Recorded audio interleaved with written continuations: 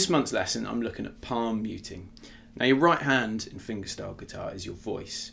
So the more different textures that you can create with the right hand, the more interesting your playing can be. And palm muting can be a really effective tool. Now if you haven't done palm muting before, it's worth spending a little bit of time just getting comfortable with the basics.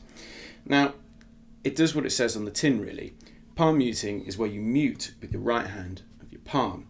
Now you sort of use the side of your hand just resting over the strings. Now if we work over here in real extremes and play with our thumb on the E string, we won't have any sound at all, but as we move back, we start to get a note. So although we might have a percussive sound up here, we only start to hear the note the further we go back. Now it's really worth spending a bit of time just getting comfortable with that and sort of feeling where the sweet spot is really. And then start experimenting with your fingers as well rather than just your thumb, because you'll find you have to move your palm depending on where you're muting.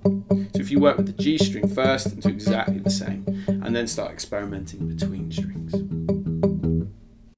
In the exercise I've created for you, we're working through a simple sequence. The first time we focus on palm muting on the bass notes, and then the second time round we focus on palm muting on the treble strings, and then we have a really short lick as well that's palm muted to bring things to life a little. So the sequence that we're working with, we're just working with this chord really, kind of like a B minor 7 but without the bar, so we have this lovely resonant sound coming through. Now first of all we work with the E in the bass, so we've got the D, G and B and the E in the bass. Then we work with a B in the bass, so first finger comes down to the second fret, and we're still working with the D, and D, G and B. Then an A in the bass, so take your first finger away. And then we go down to the first finger onto the note of G on the third fret on the E string. Okay, so that again.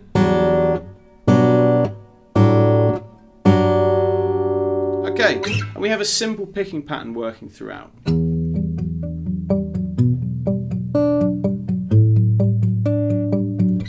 So we're playing the bass note, the relevant bass note, and then we're playing D, G, D, and then up to the B, and then the D, G, D again.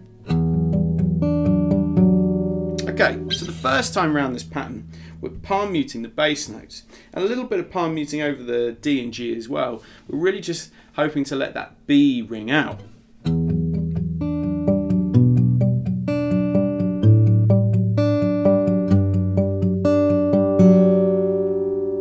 So you'll notice that you have to sort of bring your palm maybe higher up than maybe when you first started palm muting, because we just want to be muting these lower strings.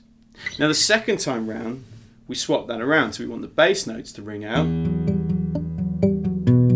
but the treble notes to be muted. So, straight away, my palm has moved right down and my arm has had to come round so that I can reach up with my thumb and let these bass notes ring out. And this is a really good exercise because you can throw this into any sort of finger picking pattern that you like to really bring it to life. So it's worth really trying to distinguish between the first time round where you're playing muted bass notes and the second time round when you're playing all muted treble notes. So finally we come to a really short little lick that involves a bit of palm muting on two strings, and then the final note we let ring out clearly and give a bit of vibrato and even sort of choke the note. So I'm hammering on open E, 3 on E, and then open A, and 2 on A, and then doing an open D and hammering on to 4, and then bending the note down or up and then pulling it back. But the interesting thing there is I'm muting on the E and the A and then letting that D ring out. So we get that contrast.